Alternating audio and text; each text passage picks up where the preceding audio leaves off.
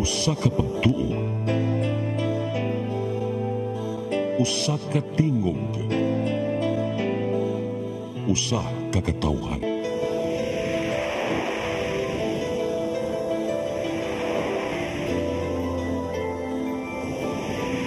Cebu Catholic Television Network.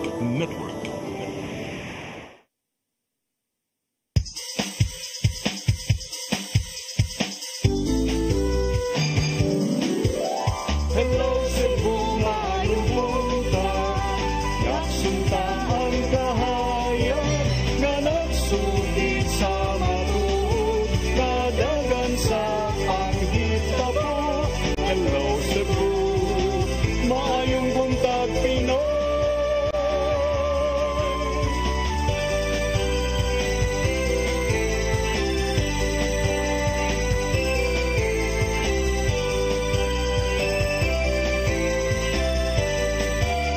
Ang katutulungan sa mga katawhan. Hello Cebu, hello Cebu, maayong buntag Pinoy, maayong buntag Pinoy, maayong buntag Pinoy.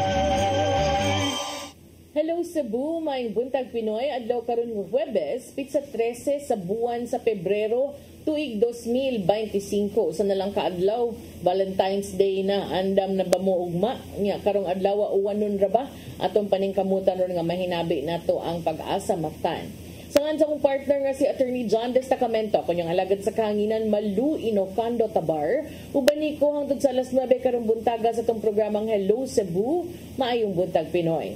Sama sa naandan, atong ipadangat kining atong front pages sa mga pamantalaang lokal ug nasyonal, atong sugdan sa Sunstar Daily. Sa Sunstar Daily, developer penalized for illegal lot sale. Sa Super Balita sa Sunstar, nagduwa sa kinatawag ipapriso. Sa The Freeman, petitions dismissed to cancel 278 new voters in Mandaue City. Sa Banat News sa The Freeman, amahan gipatay sa anak na igo sa uppercut. Sa Philippine Daily Inquirer, NBI tags Sara for inciting to sedition and grave threats. Sa Philippine Star, NBI files grave threat and sedition raps versus Sara. Sa Manila Bulletin, Marcos to politicians, lead with integrity, govern with a vision. Ug sa Tempo, Sara faces raps. NBI files inciting to sedition and grave threat complaints versus Vice President Duterte. Mao katong front pages sa mga pamantalaang lokal ug nasyonal ning tumura atong dawaton ang ato ang latest weather update. Ikas pag-asa Mactan, Sir Jomar Aclarino. Good morning. Yes, ma'am. Good morning sa tanan ug sa atong tanan tigpaminaw. Kini itong latest weather update karong adlaw. Ang shoreline nakaapekto sa extreme northern Luzon ug ang intertropical convergence zone nakaapekto sa lalawigan sa Mindanao. Samtang diri sa Visayas, ang easterlies or init na hangin gikan sa dagat Pasipiko ang nakaapekto og magdala kini ng mga pag-ulan ug kini mga thunderstorms usahay kusog ng mga pag-ulan na posibleng flash floods or landslides ilabi na sa mga identified na mga vulnerable areas. Padayon ta mag-monitor sa itong mga gi-issue ng mga thunderstorm or rainfall advisories, lakip na ang mga color-coded na heavy rainfall warnings. Hini nga ito na sa kasarangan na hangin masinati sa Visayas ug nakadagatan, malinawon nga ito na sa kasarangan ang pagbalod. Temperatura sa Cebu 25 to 30 degrees Celsius, haring adlaw mo salop alas 5:52 sa hapon, gagat mo tao mo niya alas 12:40 sa hapon, muhunas alas 5:26 sa hapon. Philippine Standard Time alas 8:09 sa buntag gikan diri sa Mactan, paga sa Visayas, DOST Jomar Clarino. Sir Jomar. Yes ma'am, good morning. Yeah, good morning. Sa pag-uwan-uwan o pagbunok sa uwan karong buntaga, Sir Jomar, nangutana diri sa Perdi kung ugma kuno Valentine's Day. Uwan nun ba kuno ang adlaw sa mga kasing-kasing? Atong nakita, so as of today is taas ang chance, o actually nakasin natin yung mga pag-uwan tungod kini sa easterlies. But tomorrow, February 14, that is Valentine's Day, is arang-arang atong panahon diri sa Central Visayas. Ilabi na sa Cebu, balik ta sa fair weather na panahon. Okay. Salamat Sir Jomar Eclarino og advance ninyo din ha. Happy Valentine's Day sa mga tigbantay sa atong lakat sa kahimtang sa panahon. Yes, ma'am. Daghang salamat po, ma'am. Good morning and advance happy Valentine's Day. Daghang salamat. Daghang salamat ni Sir Jomar Eclarino kaubanan din ha sa Pag-asa Mactan. Mubalik mi karong taod-taod og sa among pagbalik kamo ipadangat kaninyo mga balita nga nahipos tong kaubanan sa CCTN News and Public Affairs team. Please stand by. Hello Cebu, maayong buntag Pinoy, maayong buntag Pinoy, maayong buntag Pinoy. Discover the beauty of the Philippines.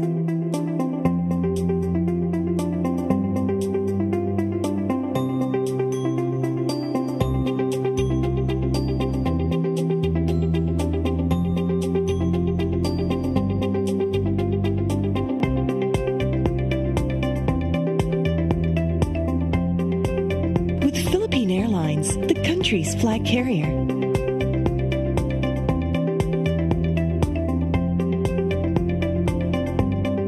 The airline that lets you feel the warmth of the nation.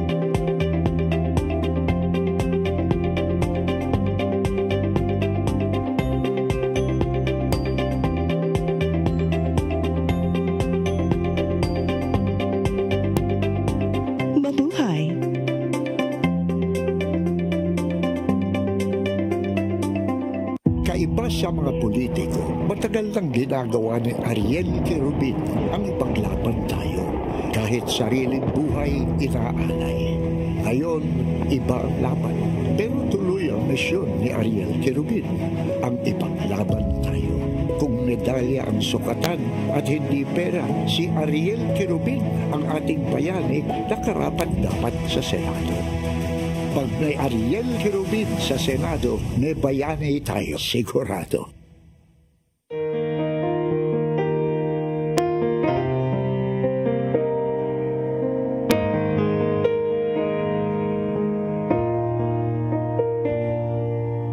Heal me, O Lord, and I will be healed. Save me, and I will be saved.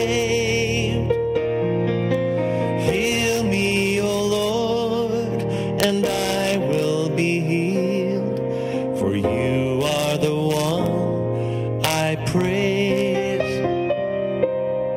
You are the one I praise. Sing it with me. Heal me, O Lord, and I will be healed. Save me, and I will be saved.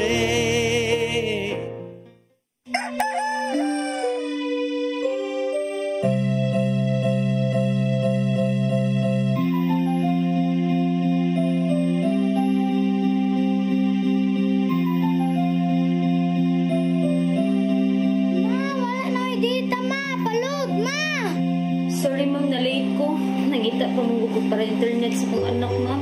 Ay, wala na yung problema. Pag-Sinisibu! Sinisibu, Sinisibu. For your internet connection. And for the signal of your cable TV.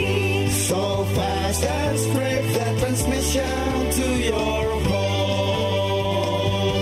Sinisibu, Sinisibu, Sinisibu. Offers you to have fiber optics.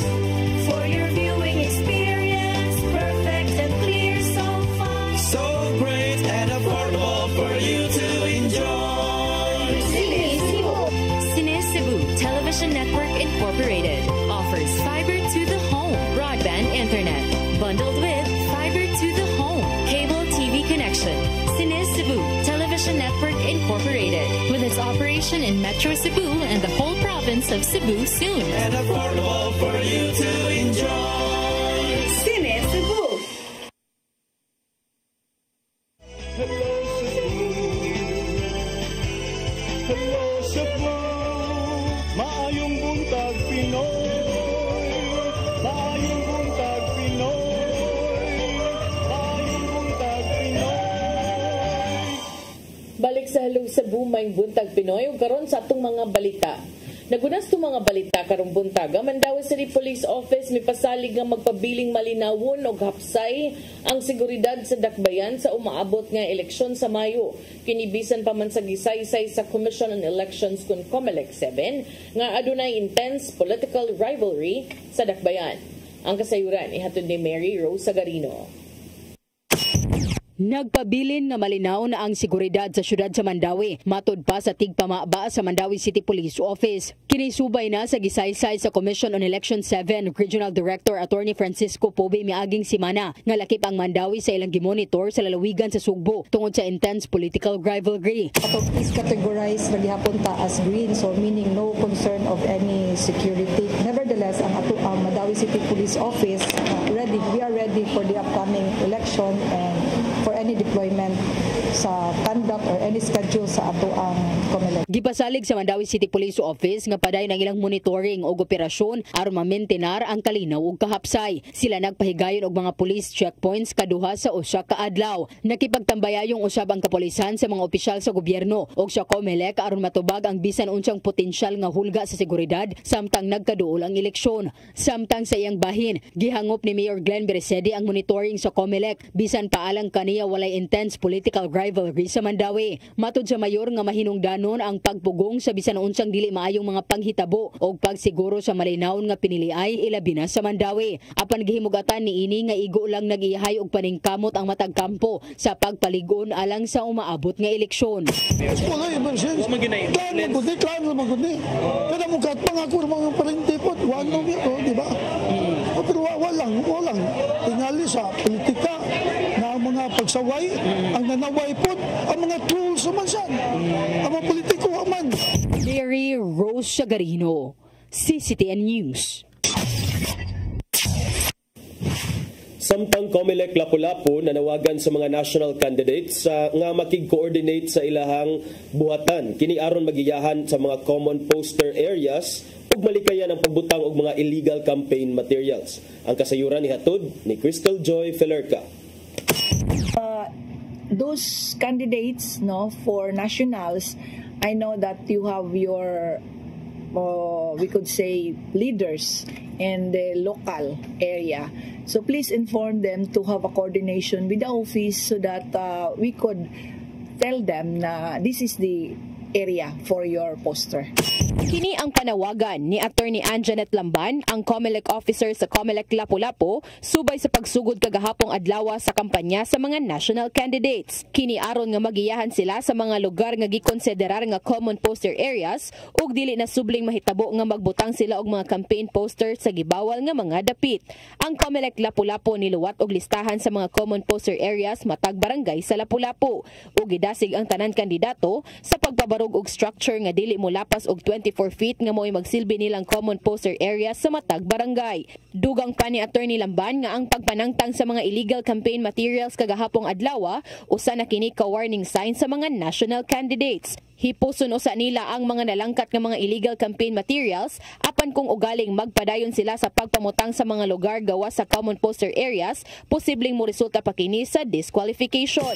What we did karon is simple abatement of the illegal campaign materials. Then we have what we call punitive, So pag we go with that stage, we will observe the due process, For pagdigapon sila maminaw, then we will be proceeding towards the process of disqualification.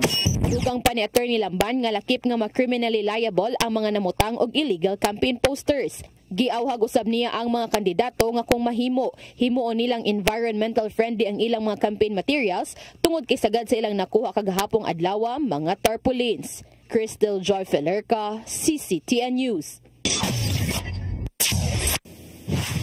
Sa laing bahin, presyo sa kilo sa bugas sa pampublikong merkado sa syudad sa Mandaue mikunod og piso ang tud sa 15 pesos. Ang pag-ubos na tala sukad sa miaging semana. Ang kasayuran ihatod ni Mary Rose Sagarino. Nabaghuan si Emily Boto atol sa iyang pagpalit og bugas sa pampublikong merkado sa syudad sa Mandawi. Kinitungod ni Minos og moabot sa piso ngadto sa 5 pesos ang presyo sa bugas matag kilo. Na may diferensya gid ang bugas man nga ini uso sa gamay. Oo, diferensya mapalit lang item ba nga. Ginid pod nimo. Nagnaot si Emily nga magpadayo na ang pag-us-us sa presyo. Sa kasamtangan ang mga presyo sa bugas humay sa merkado sa Mandawi ana sa 40 pesos ngadto sa 59 pesos patag kilo. Pipila sa labing ubos nga presyo mao ang local Broken Lion 40 pesos, Broken Jasmine 43 pesos, Bagong Ani 45 pesos, Iloilo Rice 47 pesos. Kini nga mga presyo kaniadto mokabat sa 50 pesos suma pa sa mga tigbaligya og bugas. Ang kaniadto nga mga taas ang presyo sama sa Jaguar ni ubos usab og 4 pesos ang kilo o ganaan na lang sa 52 pesos. Sa presyo sa bugas mais, miusos usab og moabot sa 15 pesos. Ang kasamtangang presyo ana sa 35 pesos ngadto sa 45 pesos matag kilo. Si Maricar Marquez tigbaligya og bugas ni ingon nga nagsugod ang pagkunhod sa presyo miaging semana. Ang kanang kuha na mo ubos. Siguro ubos po din ang kuha sa supplier mo siguro. Or basin daghan nag-ani. Matud ni Marquez nga ang kasamtangang presyo mao ang pinakaubos nga presyo sa bugas mais sukad niadtong tuig 2022. Samtang dili usab makatubag ang mga namaligya og bugas kung may kalabot ba ang giamendar nga rice tarification law sa pag-ubos sa presyo. Sa bag-uhay lang ang Department of Agriculture ni deklarar og food security emergency aron ma-stabilize ang presyo sa bugas og nagunang pamaliton. Ang deklarasyon magtugot sa National Food Authority kun NFA sa pagbaligya sa stock sa bugas ngadto sa mga LGU o ubang ahensya sa gobyerno sa mas ubos nga presyo o pagtabang sa mga lokal nga mag-uuma pinaagi sa pagpalit sa humay para sa umaabot nga ting-ani. Mary Rose Sagarino, CCTN News. Samtang Mayor Raymond Alvin Garcia ni mando nga ipatangtang una ang road barriers sa gitukod nga Cebu Bus Rapid Transit Project. Kini human kinahanglan kining mabutang ug makita sa mga motorista kung hapit nang mahuman ang proyekto. Ang kasayuran hatod ni Gian Navarro. Nimando si Mayor Raymond Alvin Garcia nga tangtangon sulod sa 48 oras ang mga road barriers sa Cebu Bus Rapid Transit Project sa Habig Osmeña Boulevard, Dakbayan sa Sugbo. Kini ang resulta sa nimong inspeksyon nilang Garcia og mga nagdumala sa CBRT human nakabalita sa mga nitumaw nga aksidente sa mong dapit ning bag-uhay lang. Matudiya nga dili una ikompromiso ang kaluwasan sa mga pasahero ug motorista tungod sa mga gipambutang sa dedicated bus lane. Mao misugit siyang tangtangon na lang una among babag samtang wa panahuman ang proyekto. We just wanted to have a murag proof of concept pa. So ina namang nabuhat okay na. Di na ta mo kuan. Unya na lang yun nga doon lang ang pag-operate sa bus.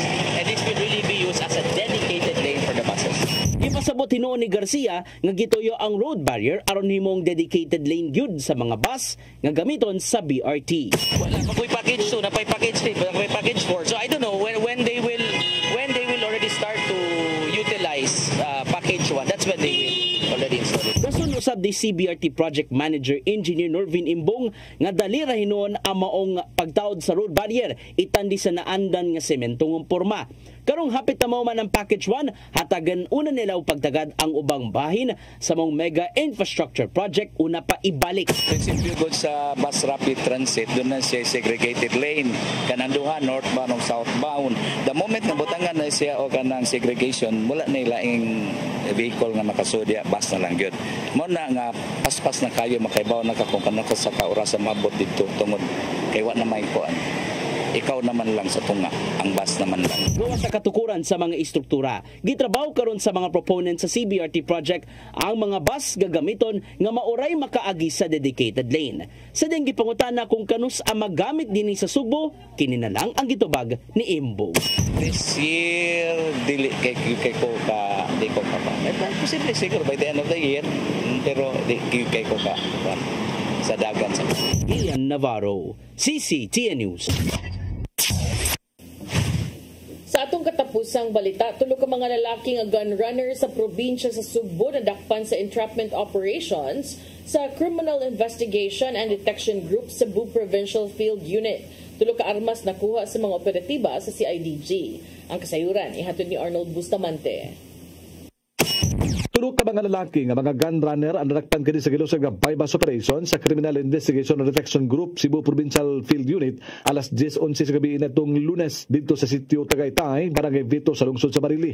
Ang mga suspitsado gilangan sila nga Giancarlo Tabuso Kihoy, 37 anyos, taga Barangay Saksak, lungsod sa Luginsan; Jade Barley Acruz Bulawan, 26 anyos, taga Tagaytay, Vito, Marili; o Julius Hisula, 40 anyos, taga Purok Sais, Cantabugon, lungsod sa Luginsan, probinsya sa Sugbo. Nakawagikan sa mga suspitsado ang duha ka kalibre sa 45 ug usa ka 357 nga revolver, duha ka magasin sa kalibre 45 ug mga bala niini. Ang CIDG Cebu Provincial Field Unit nakadawat og impormasyon nga ang tulo nalambigit kini sa pagpamaligya sa mga armas. Gipaubos dayon sa monitoring sa CIDG ang tulo og sa dihang ilanang nga nakuha ang kasayuran ila kining gitransak sa dihang misanong ni sa laga pagpakaron niingnon nga mopalit og mga armas. Giplano dayon ang entrapment operation nagabahin sa flagship program sa CIDG nga Oplan Paglalansak Omega. Dala sa mga operatiba ang bypass money nga 500 pesos nga gipailaw man sa siyam kataga 1,000 pesos nga fake money ug sa dihang natunol na ang bayan gihimo dayon ang pagdakop nini. Gipaubos na sa investigasyon ang tulo ka mga suspitsado kung asa sila magkuhaan silang supply sa armas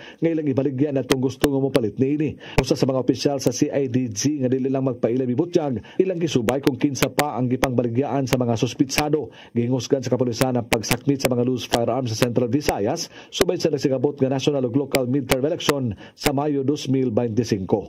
Arnold Bustamante, CCTV News.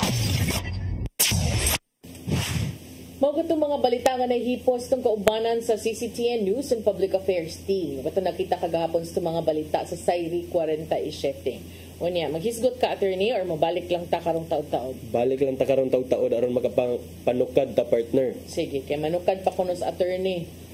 Lumba siguro. Balik naman sa pipila ka painom-dom, please stand by.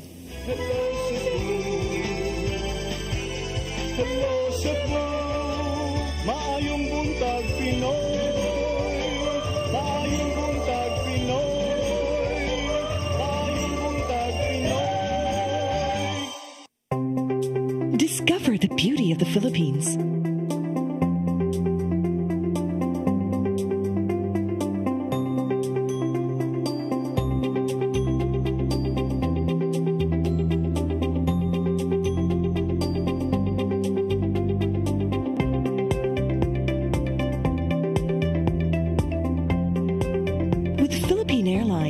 Country's flag carrier.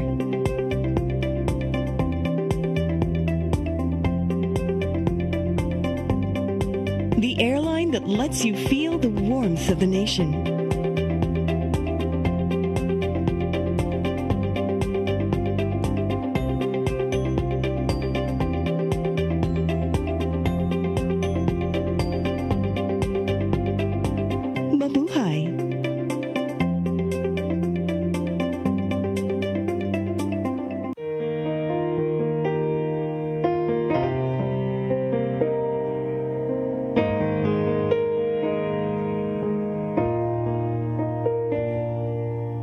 Heal me, O Lord, and I will be healed.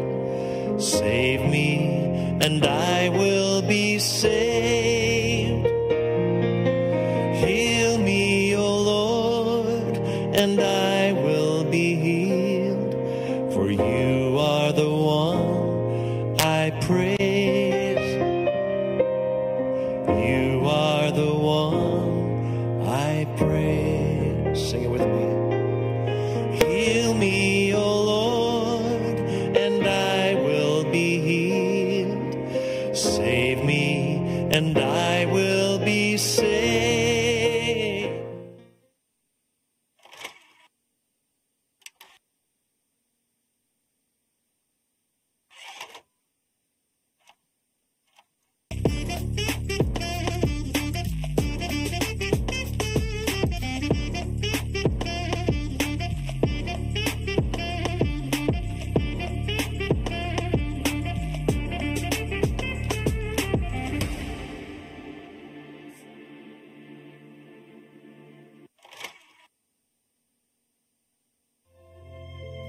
Kinabuhi, puno sa hagit.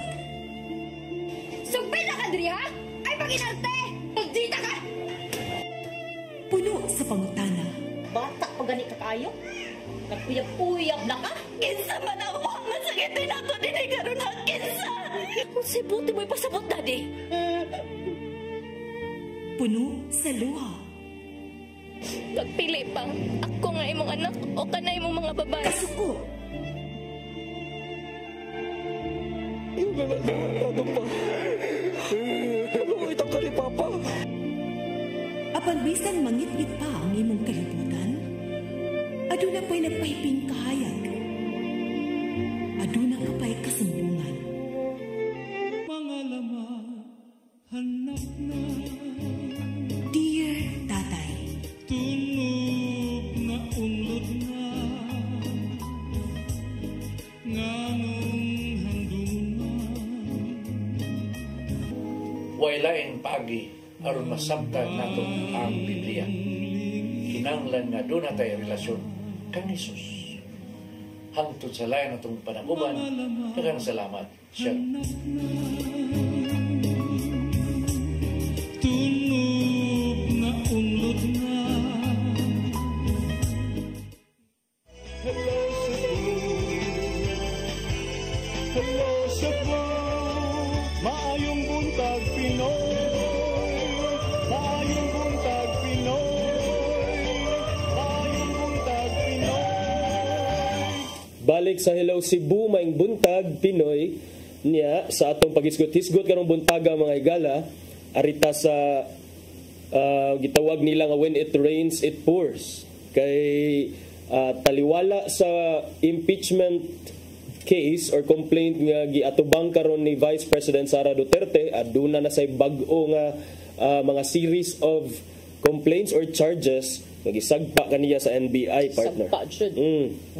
Sige karon ang nigawas no for today ang sa national papers mo nang na headlines gyud na front page gyud kay ang NBI nipasaka na ngadto sa Department of Justice ug kasong kriminal batok ni Vice Presidente Sara Duterte tungod sa iyahang mga pamahayag atol sa usa ka live stream press conference nga kung siya patyon na siya gi-hire nga mopatay sab ni Presidente Bongbong Marcos, First Lady Liza Araneta Marcos ug House Speaker Martin Romualdez. Si NBI Director Jaime Santiago ningon nga ang kasong inciting to sedition and grave threats ipasaka na kagahapon adlaw nga Miyerkules. Ningon siya, we filed inciting to sedition and grave threats. The DOJ will weigh on these complaints whether both cases will be filed in court or just one case or they will be dismissed.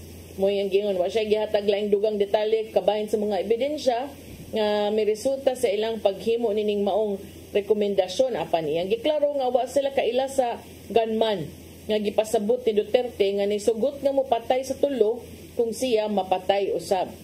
Pero ato ning klarohon nga sa earlier portion ingon to si Inday Sara last week nga bala ko na siya nahimuan nga threat. But at the same time, daghan nakakita kay nag-viral ba ito iyang mga pamahayag nga giluwatan sa iyahang live stream. Mao na giingon sa mga insect pa, sorry sa mga insect na tumang kaigsunan na daghan sulti, daghan sayop. Mayon pa wa sulti, wa sayop. So mao na, but on the other hand, ang kining NBI ug kining DOJ are under the office of the President. Okay. So mao na ang bisag kuan DOJ makiingon ta nga is that an independent investigation, but DOJ is a part of the cabinet, part na siya sa kining part na siya sa executive branch. So unsa man padayon gyapon ang bugno di ay partner. Tunggot lang ano nila mao na giingon nga namsad sila ilahang buhatan, namsad sila duty to defend the president, to protect the president and other officials. Kanin duha, the highest positions in the land man eh. But when you say inciting to sedition, as may pasabot na attorney, alang namong mga di abogado. Inciting. So, murakag ni encourage sa uban nga mukumit og seditious act. So, maning sedition, kana bitang imong destabilize kung sa ato pa kanang mga destabilization or kaning nakay plano nga i-disorganize or ang stability sa gobyerno murag imuhang i-threaten. So that's the crime of sedition. To overthrow the government. Supposedly to overthrow the government and those in power. So Well, that is something the Vice President will have to answer in court. Kaya na naman kaani siya sa gi-elevate na sa DOJ ngadto sa court ang mga charges. Pero ang atuaan ni partner kay sa iyang bahin si Vice President Sara Duterte, ang iyang comment as expected matod sa iyang statement nga giluwatan ngadto sa mga reporters kagahapon. Miingon si Vice President Sara Duterte nga iyahan na ning napanglantawan ang move sa NBI nga mao gid ang recommendation for the criminal charges niya. Pero gitagaan sa din siya og higayon sa NBI last year pa. Nga mohatag og pamahayag sa ihang Zoom press conference. Batwa siya nitunga nga to sa NBI, iya lang gipadalag suwat sa iyang abogado ngadto ni NBI Director Jaime Santiago ni padayag sa iyang denial. So giingnan nga since your office acknowledges that it has access to publicly available material on the internet, we are confident that the content and context of the entire press conference subject matter of your investigation will bear this out. Maura na iyang giingon sa letter sa letter. Mayan tubag. Okay. Nya nganong miingon sab ni si NBI director di ay nga a 6-man investigating panel kuno including niya mismo silang tanan unanimously agreed nga Duterte or the Vice President should be held liable for inciting sedition and committing grave threats. Doon na ba'y pamahayag ang palasyo ani partner? Siyempre, di gid tumutingog, oy. Anya si First Lady Lisa Marcos o si Speaker Martin Romualdez nga miingon na sa iyahang farewell speech before the adjournment session sa House nga nilabanan natin ang puwersa ng kadiliman. Matod pa ni House Speaker Romualdez. So kani siya, the ball is now with the DOJ whether ang mga ang prosecutors niya will have to file the case in court against the Vice President or not. Basta na nay recommendation gikan sa NBI nga to file the charges. Niya lagi to ang iyang mubo nga tubag as expected. No? So I think kana siya nga tubag sad kay kuan, it's expected of the Vice President. And mao lagi na mas maayo na lang siguro at this point dili na lang sad siguro siya daghan nagsatsat or daghan nagkasturya kay murag naa naman jud sa mga formally there is a complaint filed and dayon nagtuyok nagdaga naman ning mga kaso. So adto na lang siya motubag formally kung asa siya gipatawag. Pindi yun sa kuan. Ug maingon sad kag ato sa korte ang uban sad kung mosugot or di depende ra gyud sa aksyon mo reklamo sad ang uban nga kung against sa imuhang gusto kuani nakapabor sa pikas ang nag-appoint si kuan kung pabor sad sa imuha ang pikas sad may mo reklamo. Kuan lagi ning mura nagbingka gid tungod ning politika pero mao na akong giingon sa unang may pamugbuot friends pa mo din kamuray nang lingaw niya karon maamong tanan. Correct. And lain siya og nature ang mga kaso sa grave threats o inciting to sedition partner because like you said ganina kriminal ni sila nga mga kaso. So pwede ka ani mapriso partner kung ma-convict ka. So for grave threats for example, ang penalty manggon sa grave threats magdepende sa kung unsa ang githreaten nga buhaton sa imuha. Ang githreaten man niya nga crime to be committed against the president, the president's wife, and the House Speaker is murder. Kaya di mao man to ang pasangil nga naa na kunoy na-hire na ang ipatay kung ugaling mamatay siya. So the penalty for grave threats is 1 degree lower if the threat was fulfilled, while it would be 2 degrees lower if it was not fulfilled. Under sa revised penal code, mga kuan ra ba ni sila? Reclusion perpetua, reclusion temporal, so mga 12 years and 1 day. Incarceration yun ni, pagkapriso yun. Pagkapriso partner. Aside ana, ang kanipang cybercrime under sa ato ang Cybercrime Prevention Act, ang mga penalties for crimes committed online will receive a penalty 1 degree higher kay mura siya mahimong aggravating circumstance or mura siya ma-aggravate under sa cybercrime kung gamit ka aggravating makapasamot pa sa kaso nga imong giatubang. Yes. Kaya ang mitigating makapakunhod or makapamenos mano. So kani aggravating or sa mga non-lawyers makapaggrabe kung sa binugoy pa tiwasan ka. Tiwasan kay ang kana man kung ipahamta nga silot sa imo ana magunay minimum na ay maximum, di ba? From this number of days or years to this number of days or years. So kung aggravate memorize pero si attorney memorize na. Dili memorize oy di. Subtone lang jud. For a period of an incarceration, a fine of not less than and not more than. Ana man gid na ang ako na memorize katurang not more than or exceeding ang mga amount og mga ug ang corresponding crime wala na. Adto na lang na sa warden oy. Masag mo si Attorney Virginia Palangkas Santiago as a criminal law teacher mo ngayon. Ay, pwede ito na lang nasa BGMP na lang. Ang BGMP na lang. Ang BGMP na lang kaamo ang papasaron ani. Wrong. So, muna sa criminal cases, another thing na sad ni siya. So, it's going to be a tough year, I suppose, for the Vice President.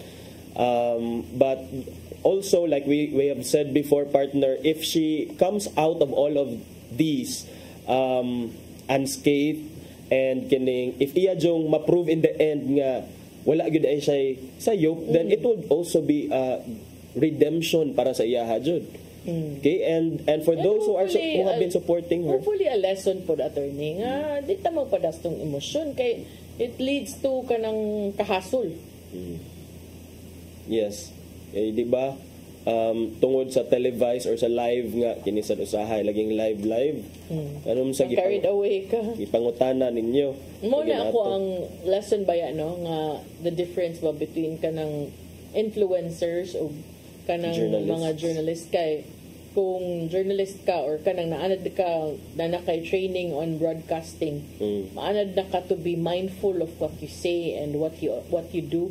Sometimes man good maybe because gamay kayo ang cellphone makalimot ang ubang influencers nga uy live man day ko tinuod so muna live man day sila and then or katuya wala to hunting kabaw gid siya adto. Yes, I think she's smart enough to know kay kung sa implications of technicalities kaya gada ba ya and importante ba nakitan-aw ra ba ang intention diha nga naabad yung kay intention nga to threaten because very threat kana kay kinahanglan ba na unsa to yung atong nakatunan sa kuan partner malainse prohibitum kana prohibitum ba to prohibitum kung singular di ba prohibita kung plural di ba so nagpangaway na lagi ang law school ani balikon ni kahuman ani ni tahas karong semester other challenge ni taglabad sa ulo. Pero kana no, kanang I think this is kuan the timing and everything. Mo na akong giingon nga midterm elections daghang mga kaganapan. So samot pa niya ni ka after leading up to the 2028 presidential elections na pud. So, mo na nya dayon dili man sad tanan diha sa House of Representatives partner in fairness are mga allies ni or pabor sa impeachment complaint against ni Sara Duterte 215 ra ba to and then there are how many of them right now so si Cagayan de Oro City Councilor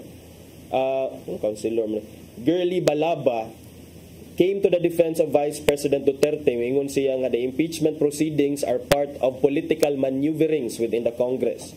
Giakusahan niya si Romualdez of orchestrating the impeachment proceedings due to Duterte's potential 2028 presidential bid. Pero mo lagi na. At the end of the day, naabay basis. Kay maong ginapangutana, ma-technical, maong ginapang-usahay, ma-technical jud ka kung ikaw naa ka sa position good, you are being closely watched by your detractors and those who would want to see you fall. So, careful sad ka sa imong mga lihok. Kasi ni-issue sa statement si Konsehal Girly Balaba. Konsehal ni siya sa Cagayan de Oro. Former newscaster, former reporter sa Bombo dito sa Cagayan o sa ABS sa Davao. I remember kuan niya. Karon konsehal na siya dito. Konsehal na din siya sa CDO. So, mato niya nga Romualdez clearly maneuvered the House of Representatives because he is threatened by VP Sara's possible candidacy. Tanaw ni nato karon na ato sa ning luwason ang 2025, and then after that murag things will get clearer past 2025 elections. Kay kung karon I think it's too early to speculate considering naapay mga usab pa ang composition unya sa lower house, and even in the Senate nga maoy mo hukom sa pagka-impeach yun ni Sara, VP Sara. 16 out of the 24 sitting senators in the next Congress expected hopefully ang mo butar unya kung ato paabuton kung unsa ilang mga butar ilahang vote unya in the impeachment of Inday Sara Duterte as our Vice President. Muna siya partner. Nya arita sa lain nga mga hisgutanan partner. Unsa ganito tong itong party list? Oh, kanang party list. Unsa man ning kontra daya 2025. Kakita ra gud ko ani nga na-issue sila statement. I guess kanay sila from the word itself kontra daya. Ngita ni sila og kanang more na sila grupo bang against fraud. Watchdogs. Oo, so kanay sila ni-issue sila statement today ni gawas no nga kapin katunga sa mga party list tuwa ni nagrepresentar sa mga kabus, and this is something nga permi nato mahisgutan ba in conversations every now and then. Me personally, conversations with my husband, sa nga marriage oy nga ang conversation mo mga politikanhong pagkulo ka bildo. Bago naman kami nagstorya mo siya, drive ko na kani sa mga party list, no? Wala gid din nag-represent sa kuan. Ina mong conversation. So karon kita ko kining election watchdog kontra daya ningon kagahapon do na sila gi-release nga pagtuon nga nagtumbok nga kapin katunga sa mga party list groups nga nagtinguha magpapili sa umaabot nga May elections. Wala nagrepresentar sa marginalized and underrepresented, which is supposedly may purpose sa party list group. Diba? Correct. So gawas ko ni ana, kasagaran ko sa mga grupo nga nag-una sa survey have been flagged for hijacking the party list system. Wala niya mo ang gitumbok nga kani sila mao ni ha. Kanya itong gipakita, mga file lang ni sa mga party list groups nga naa sa ato ang archives. Yes. So, kung naigo, or wa na igo mo na again bato-bato sa langit. Unsa may pasabot anang wala ni represent sa ilahang sector nga supposedly ilang represent partner? I think in history, in Philippine history of party lists, kadaghanan ta nakadug ani nga nireklamo pananglitan kanang maingon kag kanang representante ni sa mga marino. Pero ang nagpapili nga to pagka-congressman, wa man to nakasakay, dagaton man. Pero in fairness, partner, ako na dumduman, Anna, you don't have to be one in order to become the representative of that sector. Yeah. Pero unsa may pasabot? But isn't that supposed to be the main point unta of having a party list to represent the sector? Kay kung moingon kag kanang I represent the rights of the security guards, pero ang nagpapili kay anak sa kanhi presidente, di ba makayong ka, have you ever in your lifetime, even for just a week, have you tried guarding any establishment, putting your life on the line for you to say nga ikaw gyud ang karapat dapat ug angay nga mo representar sa mga kabus nga mga gwardiya? Yeah, actually that can be a loophole in the law, partner, because the law does not require kay pwede ra nga mo for as long as na kay track record of advocacy in that sector, then pwede na ka mo represent nila even if you are not one of them. Yes, technically. Unfortunately, I can also just pretend to care about a certain sector and just to get a seat. So unsa man ang ending sa party list karon, sorry ha, but unfortunately nahimo ni siyang dagananan sa mga tao nga na last term na sa ilang distrito. Mura pag kanang sa eleksyon pa ni sa barangay, mulansar og kapitan pildi, lansar konsehal pildi, sige magkapildi, lansar na lang presidente sa kapilya. Kanang ingon na ba? Para lang yun makakupot og posisyon. And they are getting away with it. Kay tanawa, mao naman ang ilang gigamit nga kuan nahibong tanganong na may daghan nga former nga nahuma na ilang term niya ang uban wala man mo ikatampo ni kalitra man mo pakita din ha nya unsa man gyud. So para nako puslan man nga ingon ana may pagwad-o na lang ning party list, may pagtangtangon gapuno-puno lang mo dinha sa mga bureaucracy tinuod kay kay ang Kongreso bisan pag di ba kung Congress as a whole, ang lower house, they look for the welfare of the entire Filipino nation man, including those marginalized or not. So mura siya og redundancy, superfluity ang kuan ang party list group, but the idea supposedly in principle nindot siya paminawon. Nindot in principle, not in practice. Not in Unfortunately, kay na may uban daghan kay mo claim Bisaya just to get the Bisaya votes, pero walam ko na kay numdum pag pandemic nga namoy gipang tunnel sa mga Bisaya kana mga yunana ba. So mo nay kanang usap for me nga wa kayo ko nakauyon kay daghan pa kay tagwan taas lang mo sa baluta, puno-puno lang mo dinha. Mo nang kining kontradaya convener sa Danilo Araw niingon 86 or 55.13% sa 156 ka party list groups eligible to participate in the party list elections dunay link with political dynasties, dunay link with big businesses, police or military, have pending corruption cases, have dubious advocacy, kadudahan ng mga advokasya, or do not provide enough information to the public about their groups. So ano na pa man sila in town? Akong kitanaw diri ang balita, partner, na agyo di aging anla nga ang mga 7 ka party list groups nga mao kunoy base sa monitoring ni sa kontradaya ni atong December hangtod 2025 sa mga survey nga nang gawas, doon na sila linkages atong imong mga pangingon, mga influential family, personalities, military connections, mga business conglomerates. Nga dili na natong anlan. Nga naman. Nga gigawas mo nas balita. Pero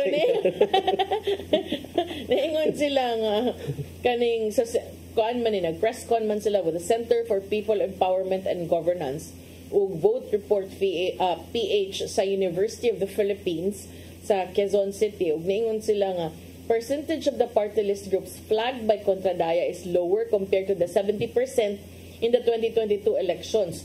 But 40 out of 156 qualified to run this May have political dynasty links compared to 43 out of 177 in the 2022 elections. Usa ka party list kaning Partido Trabaho ug kining wage hike has earlier withdrawn, leaving 155 groups to contest the polls.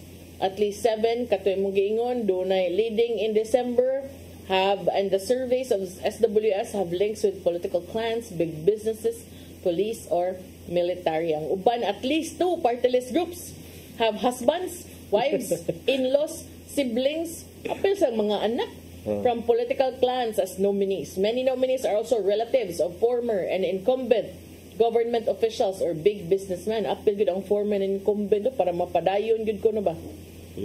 Mga political clan in the province have their bailiwicks which can deliver 200,000 or more votes, which is enough to secure a party list seat in the House of Representatives. Ang uban, limited information. So kana, moto, loophole kay ngano, si Mama Lu, pwede ra siya ngadto magpa-picture-picture dayon, adto inig unsa man naamoy mga activity didto ang mga driver sa mga habal-habal. So adto ra pa-picture siya didto, maghatag-hatag og mga Naabay nagpatuo mayon tag nagpatuo kay mo man ilang kampanya nga kami mo ay mo representar sa inyong tingog ngadto puhon sa Kongreso. Kung ako sa habal-habal natural, malipay ko ana. Jud ka. Pero ang uban ngayo man og membership fee. Grabe sa membership fee. Kinsa man ang mangayo og membership fee, but mo na siya. Bugat kayo lang statement ay vehicle for trapos. Tinuod yun kay na may uban mo kana ko abi anak lang ka ni kuan or igsuon lang ka ni kuan kalit lang kag ka, di ba? So mo na partner, mao gayto nagkatong para sa mga vendors ko no nya dayon diba si Diwata sikat siya nga personality, pero ang ako yung analysis ato partner kay number 4 ra siya sa listahan. So ang ako ana to murag gigamit ra ang popularity by those nga naa sa number 1, number 2, or number 3 unsa ba to nga party list.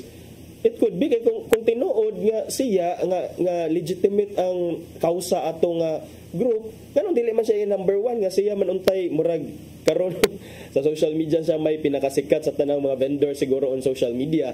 So makita nato jud nga kining usahay no ang balaod na ay mga buslot-buslot nga kani sa mga unscrupulous nga mga politicians, traditional politicians, gitake advantage pod ang buslot sa balaod aron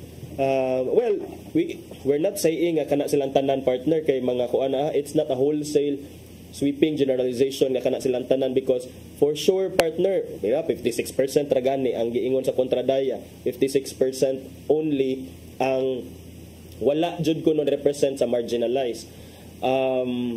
So meaning to say, naa gihapoy ni represent sa marginalized. And even if ni-represent sila, wasa takahibaw kung effective ba ilang representation dito sa Kongreso kay unsa ka ang mga balaod nga ilang gipangpanday for their constituents. Kay mao man ni supposedly ang goal nga katong mga lacking in well-defined constituencies politically nga mga Pinoy mahatagan og avenue nga mahatagan sila og tingog diha sa Kongreso. Ubos balay balauranan but tanaw nato kay I think it's higher time really partner to revisit the party list law. But then again, naara gyapon sa Kongreso, naasa gyapon sila pareha ra guni sa political dynasties. Political dynasty gimension yun sa Constitution but until now there is no enabling law kay kinsa may magkuha og bato nga ipukpok sa imong kaugalingon. Mao na, pero tumisad ba ya kanang political dynasty? Murag unfair for the younger generation who might also hope to correct the kanang ill practices of the nauna. And also those who really have the heart to serve, sa genuine heart to serve. Kay why would you deprive them just because they're coming from the same clan? From that family. So, there are a lot of things to consider but at the time of I think it was at the time of Senator Miriam Defensor Santiago na siguro to'y na-push nga anti-dynasty bill but look where it is now. Wala. Kasi may mupasar sila. Parehas sa nagingon ni Dean Monteclar before na siya.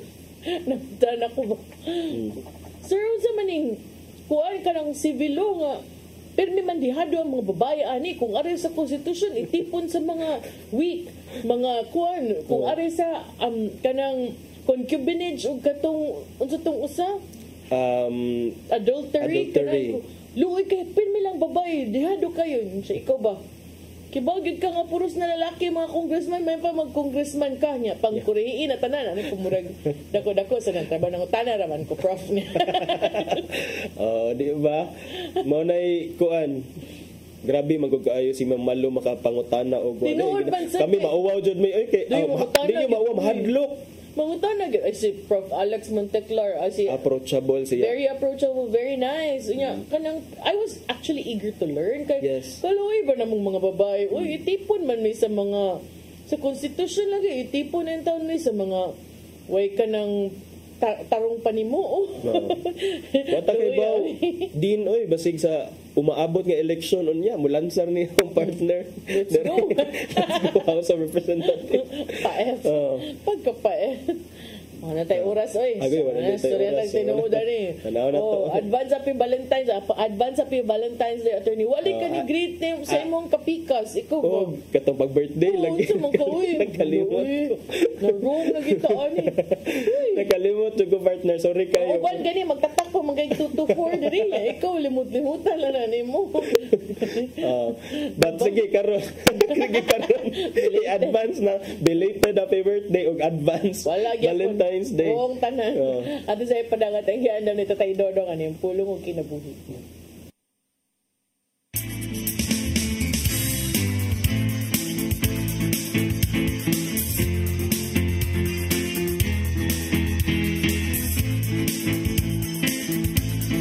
Ang pulong mo ang diwag sa dalan ko.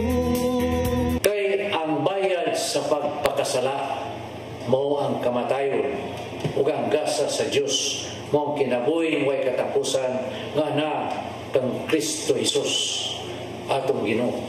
Roma 6:23. Tungod kay kita makasasala sa pagkatao pa lang nato gikan sa sabakan sa tuminahan kita naisip ng mga patay. Sa Salmo 58:3 nagingon ang mga dautan, nagpabiling dautan sa tibok nilang kinabuhi. Bakakon sila, sukat silang pagkatao. Mabot kita dinhi sa kalibutan nga namatay sa itong mga sala o sa itong pagkinabuhi. hipasagda nato ang sala na magpabilin ka nato. Tungod ni huwag katarungan nga kita makapuyo sa kinabuhing dayon uban sa Ginoo. Kay wala man kita'y buhat nga makahimo natong takos alang nini. Apan salamat sa Ginoo tungod sa iyang dakong gugma kanato, iyang giula ang iyang kinabuhi aron kita mabuhi diha kaniya. Wala si bisan unsa nga makatugkad nini maong misteryo. Dili kita takos ug igo lamang kita sa pagingon, Ginoo, salamat kayo sa imong gibuhat alang kanato. Usa kini katalagsaong grasya. Maigsoon, mo kini ang ulong nga naghatag kanato kinabuhi karong adlaw. Magampo kita. Langitong Amahan, ang imong gasa huwag makatapong sa kabililhon nini.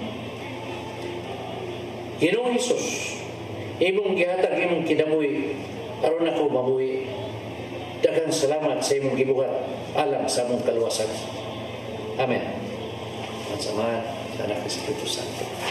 Ang pulong mo, ang iwag sa dalang ko.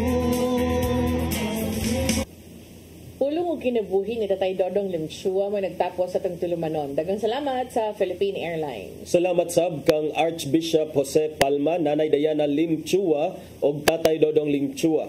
Thank you, Sir Dennis Tabard, itong mga kaubanan sa POC, Sir Robert, Miss Inday, Sir Matmat, Miss Mabel, Miss Joanne. Sir Michael, Sir Rodel, Sir Raymond, Sir Bruce ug Sir Ferdy. Salamat sa iyong papagiguban. Ako si Malu Inocando Tabar. Ako si Attorney John Destacamento. Wala sa ni greet lagi.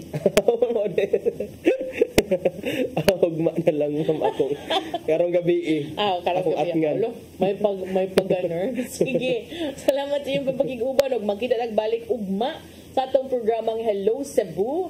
Mayong buntag Pinoy. God bless us all.